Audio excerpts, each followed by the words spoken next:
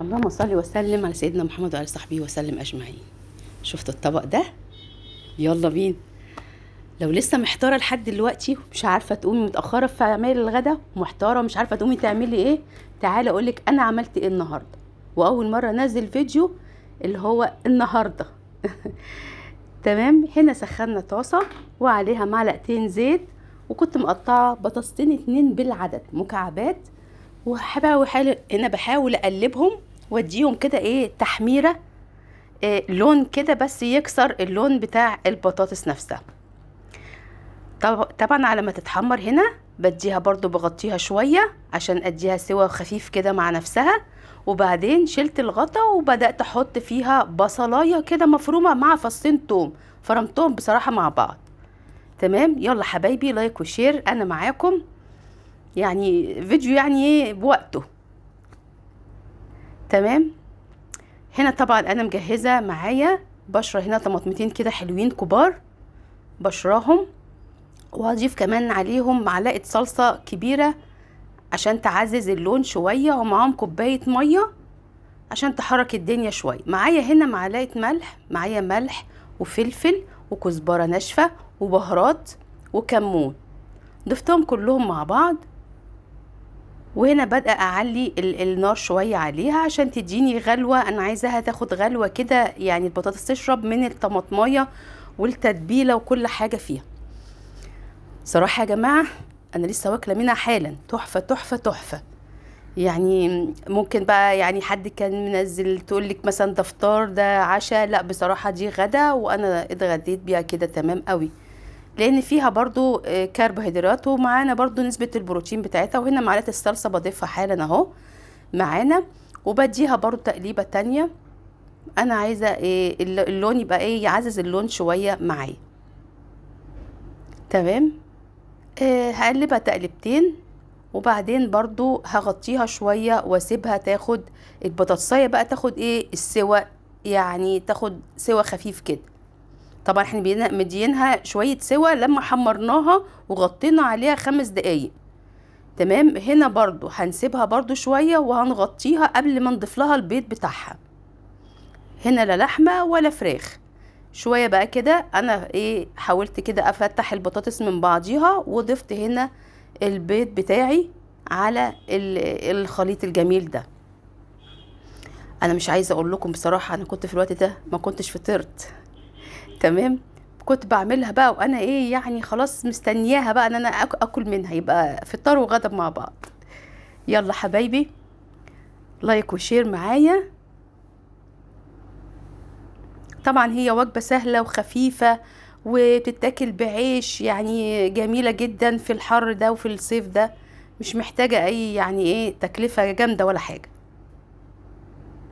تمام. بحاول افتح هنا البيض شوية كده بالسباتيولا كده معايا، وقبل ما اغطي عليها هقول لكم هنعمل لها اضافة.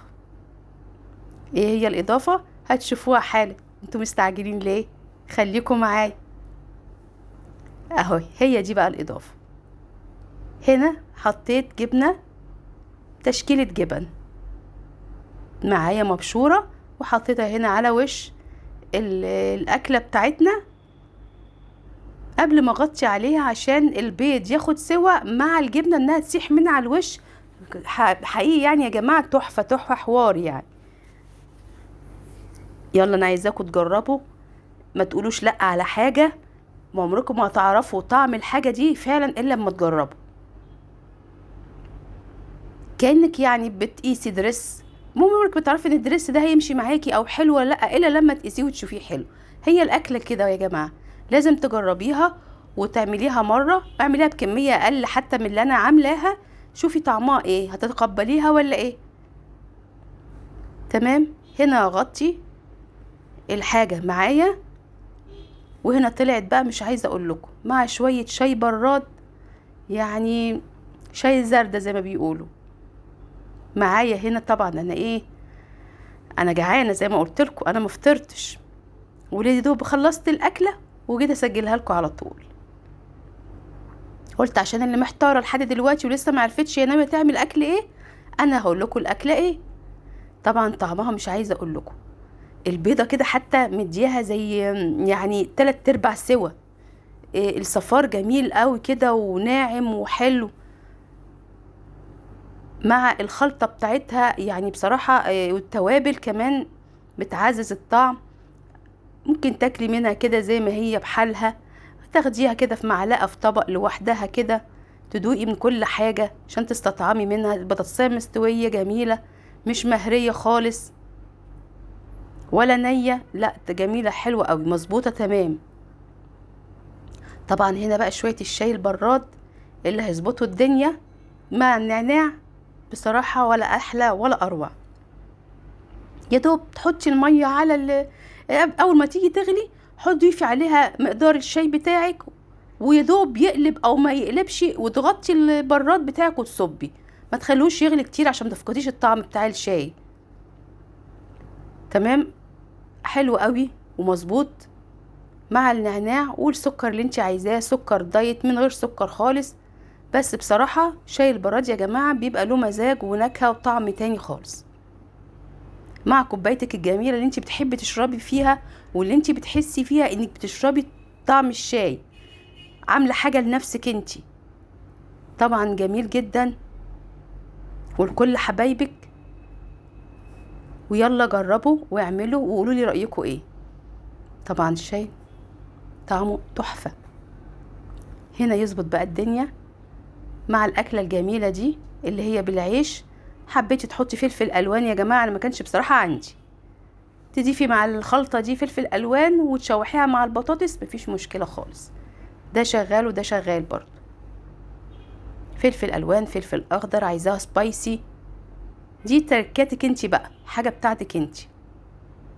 طبعا مش عايزة اقول لكم انا كنت بصراحة يعني كنت مجهزة طبق الفول ده بزيت الزيتون عشان افطر بيه، بس ما كانش عندي وقت ان انا حتى افطر، فتمام شغال. سندوتش كده مع طبق البيض، يلا. واديها بقى مع حتة كده، يا سلام بقى بصلاية كده فريش كده، تعزز المناعة وتعزز الأنسولين اللي في الجسم وكل حاجة. بصراحة كل حاجة فريش بطبيعتها بتبقى جميلة. تدعكيها بملح وفلفل وخل، انت ضيعتي الزيوت الجميلة اللي انت هتستفادي بيها في جسمك. مع شاي النعناع يظبط الدنيا خالص، واحلى احلى على احلى زي ما بيقولوا. خلاص كفاية كده، يعني مش عارفة اوقف ازاي بصراحة. يلا خليكم معايا ولايك وشير يا حبايبي، والف هنا وشفا يا رب على قلبكم. وانا معاكم في اي استفسار ابعتولي، مستنية اسئلتكم وردودكم معايا اللي دايما بتدعمني وبتديني كده باور وحاجات جميلة كده. باي باي.